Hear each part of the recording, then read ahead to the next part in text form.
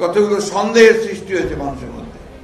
সেই সন্দেহটা হচ্ছে যে আদৌ নির্বাচনটা এরা আন্তরিক কিনা।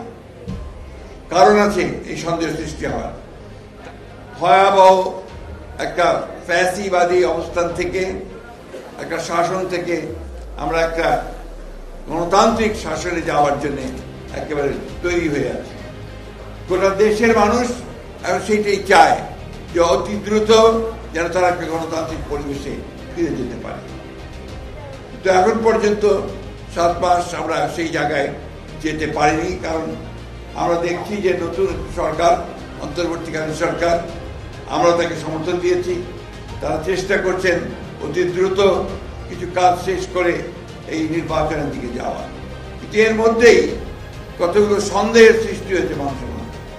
সেই সন্দেহটা হচ্ছে যে আদৌ নির্বাচনটা এরা আন্তরিক কিনা। কারণ আছে এই সন্দেহ সৃষ্টি হওয়ার। তার মধ্যে গতকালই একটা খবর বেরিয়েছে, নিশ্চয়ই আপনি দেখেছেন, যে স্থানীয় সরকার উপদেষ্টা যিনি আছেন তিনি বলেছেন ফ্যাসিস্টদের লোকেরা যদি কেউ মাপ চেয়ে